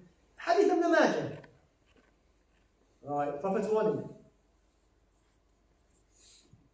Ibn Umar said, I heard the Prophet ﷺ saying, each time a generation of them appears, it is to be cut down. This will occur more than 20 times until the Antichrist appear in their last remnants. Ibn Majah. They will continue to appear until the last of them appears with Al-Masih al-Dajjal. If you encounter them, then kill them. They are the worst of creation and character. Worst of creation and character. Could you get even more? This is the Prophet who only has nice things to say. Well, that's what he's saying about these people. Who do what? Pray all night, fast during the day, read the Quran, do all these nice things, can quote Quran, quote Hadith, make your prayer look insignificant. Look what the Prophet said. And more importantly, look where they end up with the Dajjal. Ahmed al-Nasai and Bazar.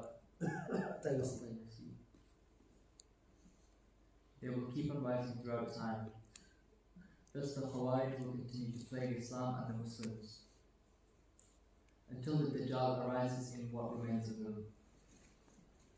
Is it interesting? The Dajjal, that the Khawarij or Muslim or Islamic extremism will continue to come and go, and then it kind of, when the Dajjal is defeated, they'll be defeated with him. How they ended up on the side of the Dajjal? It all links together though, doesn't it? Hands of, It all links together. one. As in, like, we all know, like, how the Dajjal will, will go to every single place on earth. There's no place he won't miss out, and a lot of people will follow him. And when we look at this, we can see, that makes sense. Something else that kind of, wallah, comes to my mind. The Khawarij and this type of extremism generally has a disliking of Ahlul Bayt. Is that not the case? Yeah? You had Sayyidina Ali. And to this day, they still have the same thing going on. The Mahdi will be on the Prophet's family. So maybe that's why we're ready for us. We're not going to take it. We're not going to take it. Muhammad, the rest of it is on your journey home, please. Alright, so what I've done now, and this is perhaps the most important thing, all the hadith of all the descriptions of the Khawarij, I've gone through them all and made a list. So, most importantly, if you find yourself a description of yourself on this list, you're in trouble. So pull yourselves up quickly, sort yourselves out before you with the Dajjal. But more importantly, these are signs of extremism that the Prophet ﷺ told us to be on the lookout for. Alright? So I want to keep this list, which you'll get in the slides. Make sure that these things you don't see around you, because these are signs of extremism. Pay attention. Bismillah. There will appear from this man's rule offspring a people, thick unkempt beards, wearing their lower garments high upon their legs, who will read Quran but will not pass their. Not everybody who has one of these means they're from the Khawarij. Okay, in case anyone's stupid. In my experience, there's too many of them these days who are stupid and can't take this literally, but which is interesting, they take it literally. So that's another problem. Ala kul hal. Disclaimer. Who will read the Quran but it will not pass their throats, indicating they won't have understood it nor benefiting from reading it. Reading the words or their deeds not being accepted. And no fiqh. No fiqh at all. No fiqh, no Hanifi, no Maliki, no Shafi, nothing at all. Just read the Quran and start to roll with the interpretation they think makes sense. Quoting verses from the Quran, thinking that it supports them as a proof for them in their false claims, but it is against them. Tongues moist from reciting the Quran, easy to read due to memorizing it. Yeah, easy to remember. Speak the words of the best people, calling them to the Book of Allah and the Sunnah. Yeah, they're calling you to the Book of Allah, Quran and Sunnah. That's what the Khawarij. Same thing in this day and age. They will leave this deen like an arrow leaves its target, cleanly, swiftly. The fear of a person for a major sin or something for which the fear cannot be made. Oh, you did X, Y, and Z, you're a kafir. Oh, you did this, you're a kafir. Oh, you're kafir. They're easy, very quick to call someone kafir. Those of you who know me and been with me for a while, have you ever heard me call somebody a kafir? No. That's something that I'm not taught. And it's not part of Ahlul Sunnah to call other people kafir. We may differ, we may call people they're people of bid'ah, that's about as far as we're going to go. Right? And even then they're still Muslim, for example. But takfir, that's not something that I've been taught to do. Take verses revealed about disbelievers and apply them to Muslims. That's a common one. Verses of Quran that when they were revealed are talking about kuffar. But they take those verses and apply them to who? To the Muslims. And I've seen that time and time and time again, even on this interesting campus in Liverpool. I've seen it. I'll give you an example. Let's be honest. I give it in the prayer room some time back. There was some brothers who every time I walked in, they'd walk out. I'd walk in, they would walk out. There was a time where a brother had a meme. Is that a meme? Have you got a meme? Yeah. There's a Simpsons episode where Grandpa Simpson walks in and then walks back out and he sees Bart Simpson. This brother made a joke of it and said, these guys remind me of that episode. But literally, I would walk in, these guys would walk right out. One day, I'm not making this up, this guy made the adhan. Right? He made the aqama, and I walked in, to the prayer, he walked out. Yeah. Another example, people, I was just to show you, this still happens to this day. Not far from where you are right now, here at university. I walk in to pray, and beginning of the prayer, and a group come in and pray behind me. A group come and wait, and refuse to pray behind me. And I finish prayer, and I asked them afterwards, why are you praying behind me? And so, we believe you're not a Muslim, we've been told this, we've been told this, we've been told that. I said, this is the behavior of the Khawarij. That's what happened to Sayyidina Ali. Right behind me. Literally, they could get up and pray straight after. But there we go. What do you do with that behavior?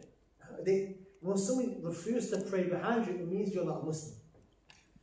Because you can pray behind anybody. But when somebody makes that statement, I've had it many times in my life, even in Cardiff. When people do that, for me, it's like, it reminds me of this type of behavior. I'm not going to pray behind you. You can pray behind whoever you want, but as Muslims, there's an imam, pray behind the imam. If you're not praying behind the imam, right, and you're making a public statement, I'm not praying behind you, why not? Because you are, I don't believe. Like one guy said to me, in the story, he said to me, I said, why do you pray behind me? Not far from here, no, prayer room, some time back, some years back. He goes, you're a nice person. You've got a good personality. Okay, mashallah.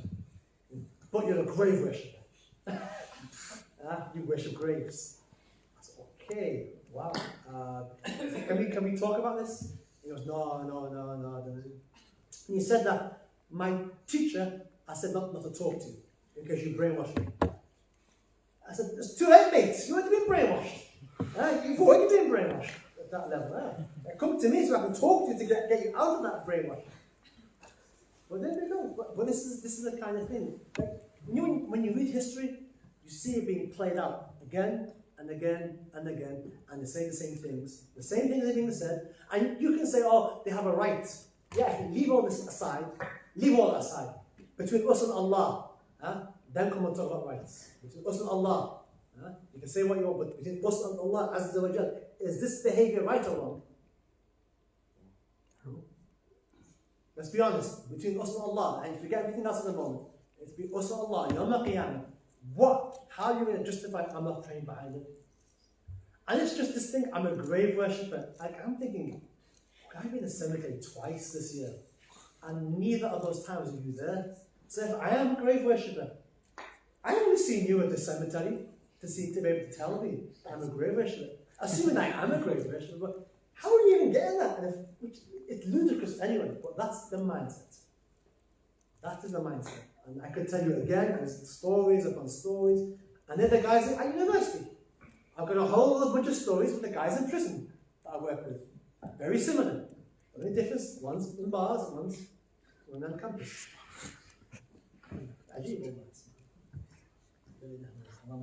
Because the understanding is the same. Doesn't matter which way you are, the understanding is the same thing. Anyway, continue. Young in age, no wisdom, hot-headed, no knowledge. Small intellect, not bright, easily brainwashed, can't grasp deep issues, ignorant, oversimplistic understanding of religion. Oversimplistic.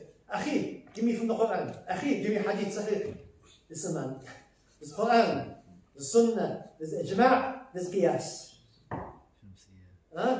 We have all them. No, Quran and Sunnah. Hadith Sahih from Bukhari and Muslim. That's the mentality. I had one guy say that to me. Quran from Sunnah, that's it. Don't give me anything else. It'll come to good understanding. That's another problem. Ayuh. Description of the Khawarij. They will make you see your prayers, fasting as nothing in comparison to their prayers and fasting. Stripped out your pious devout. They will engage in much worship and so very easily doing a lot of it. Doing a lot of it. These are people who read the Quran every day, fast, do all these things, can cook beautiful things, and you know. They will emerge from the east towards the end of time. Interesting hadith. It's not Daniel. Saying that it's obligatory to rebel against leadership under a false religious pretense that they are kafir. Listen carefully. Listen carefully. Read that again. Pay attention to this one. Saying that it is obligatory to rebel against leadership under a false religious pretense that they are kafir. How the Khawarij mindset plays out today is in the same way. The Khawarij accused Sayyidina Ali of what? Not ruling by the Quran. What was the ruling of the Quran? Judgment is only for Allah. The modern day Khawarij say the same thing. All the leaders are kuffar. Egypt, kafir. Yemen, kafir. You don't have a leader, but anyway. Leaders, they're kuffar. Every single Muslim country, all the leaders are kuffar. Ya Jama'ah. Why? Because they don't rule by the Sharia. Because they rule by man-made laws. They substituted Allah's law and replaced it with man-made laws. So therefore, every single Muslim government is a kafir. And that's how they justify rebelling against every single Muslim government there is. They're all kuffar. And I've seen that. And I've heard people say it to me. Sat in prison. Going nowhere. That's a common thing. They will appear during a time where there is disunity, seizing areas and making it a centre for their activity. They will kill all Muslims but leave the people of Shirk under the false pretense that they are kafir. Extremism and fanaticism in religious matters. Disrespecting the messengers of Allah and the religious authorities. They will kill Muslims but leave the people of Shirk. Worst creation of Allah, dogs of hell. That's taken from a hadith. The Prophet referred to them as Kalab al-Nar, the dogs of hell, or the hellhounds. The Prophet referred to them as the dogs of hell. This is our Prophet sallallahu alayhi wa sallam. Seldom do you ever hear words being used as strong as that in hadith by our Prophet to describe them. That's what the Prophet thought, the dogs of hell. Hadith. Will continue to appear until the last of them appears with the Dajjal. Alright, that was from a long time ago, that book. Right, let me ask you a question. Based on what? Can you go back two? Yeah. The slides in Jubair is going to send you them, inshallah. Based on what you have heard tonight in terms of that behavior, hands up. Do you see anybody in the contemporary world, or any group, or any organization that falls into that description? Hands up. Hands up. Exactly. The girl next to exactly. Exactly.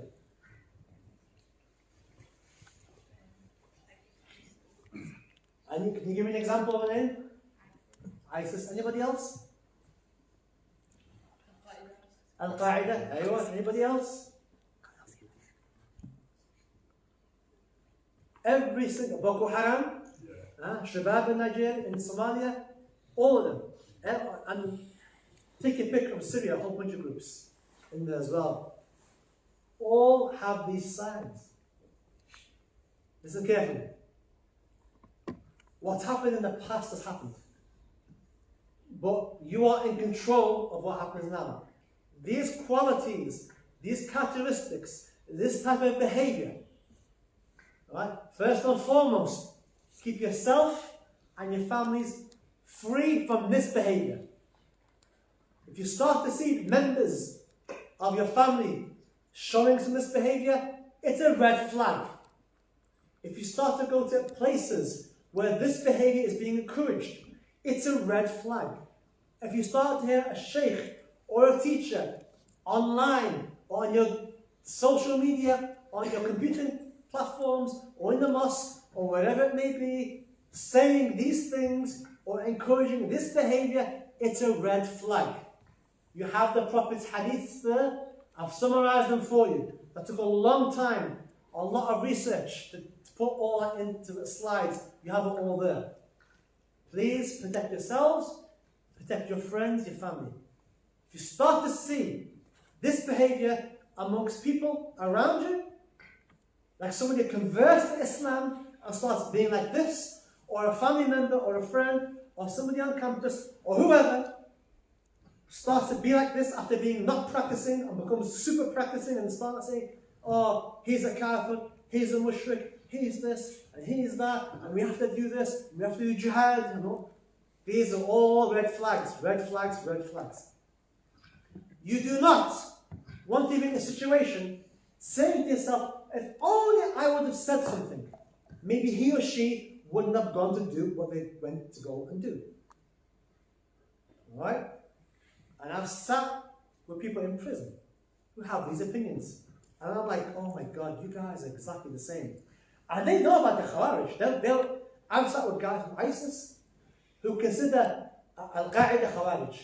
And the guys in Al-Qaeda is Osama bin Laden's group. They consider the guys in ISIS Khawarij, and the guys in ISIS consider Al-Qaeda Khawarij. And Boko Haram, everyone's Khawarij. They're that extreme, Boko Haram. And Shabab. So, there we go. So look, please, just, these are signs. The Prophet ﷺ did not leave us, he told Sayyidina Ali all of these things.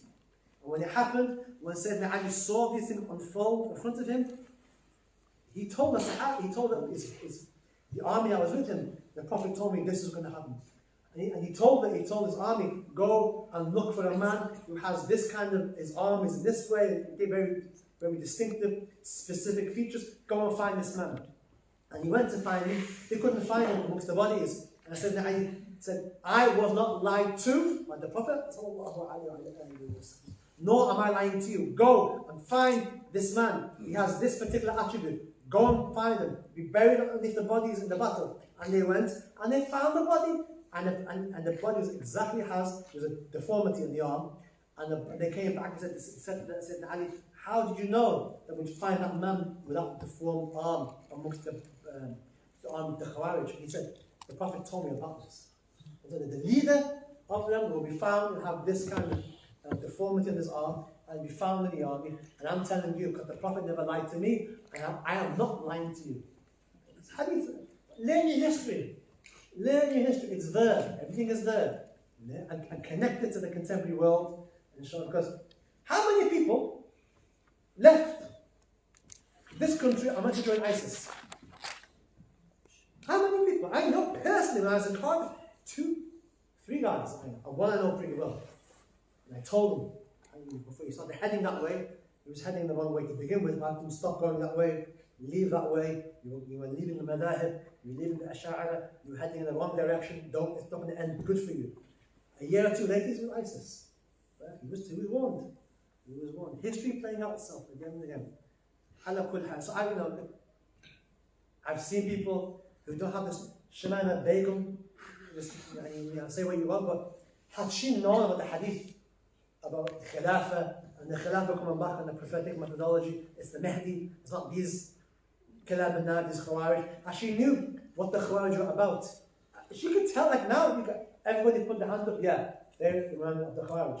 These young people, they're not stupid, right? But had they been told, had they had knowledge, and that's why it's sad, this lecture should be packed full of people. But there we go. If I can't commit. Inshallah. That's enough for me. Maryam, what will you? I've got to leave now, but I just want to remind you of the slides. Jubair, this week's slides, you have them. Upload PDF, please, and send them to Zuhair. And last week's text me to send them to you. Thank you very much. Okay, sisters first, I guess we need to leave. Anything from the sisters? No? Guys, Luqman.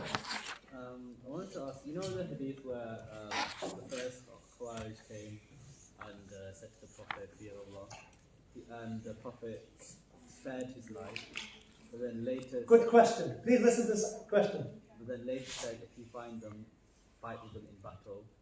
Why did he not order him to kill right there and That's then? a good question. Is that not from Luqman? Good question. I like that question. I asked that question as well many years ago. See, all of this has happened. It's meant to happen. It's meant to play out the way it played out.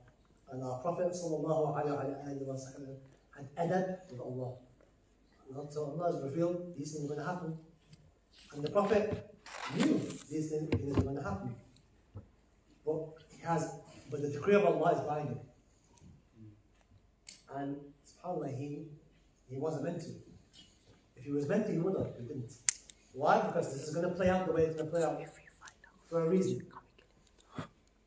So we can see these things. You know, it's like you go back in a time machine, go back and kill him. These things are going to happen. They happen for a reason. A test from Allah. But also for us the Prophet told us about these things. Right? It should increase your iman. Yeah? It should increase, like it increased Ali's iman, mashallah, anyway. And he said, Ali seeing this thing, and his iman, anyway, the people around him, their iman increased when said, Ali said, this is going to happen, and this is going to happen, and this happened. It should increase your iman and your yaqeen, the Prophet said. And now, interesting, the Prophet said, they'll come and go, come and go, come and go. The last thing is ISIS, but before then. But where did ISIS come from? Yeah. And where they come from, and where it goes back. And I think it's very important. I want to kind of highlight something to you. So, which point? That one. Saying that it is obligatory to rebel against leadership under a false religious pretense that they are kafir. That's a big one right there. That one right there, please pay attention to it. When people start saying these governments are kuffar, not this one, in Muslim countries. Saudi are kuffar, Yemen are kuffar, Pakistan are kuffar, India are kuffar, Iran are kuffar, Bahrain, Kuwait, all kuffar governments because they're ruling within the Sharia. No difference between them and the Khawarij. Exactly the same thing. No difference. So anyway.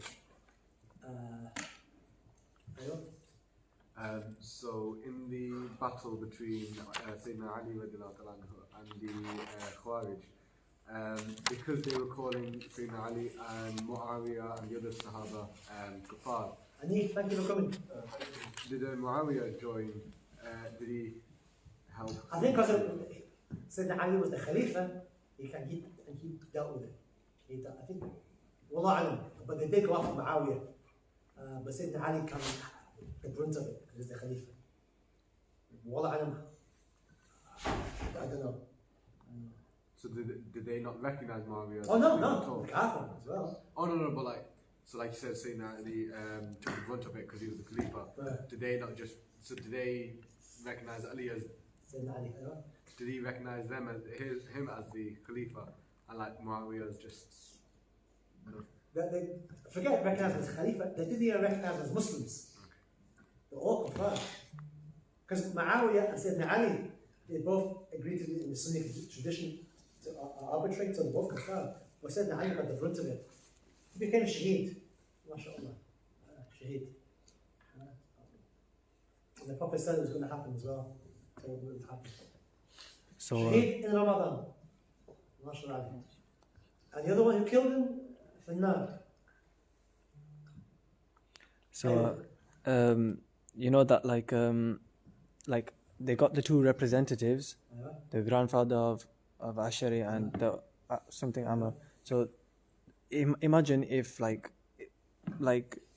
the what they call again, the Khawarij. Imagine if the Khawarij were against that idea because it wasn't from the Quran.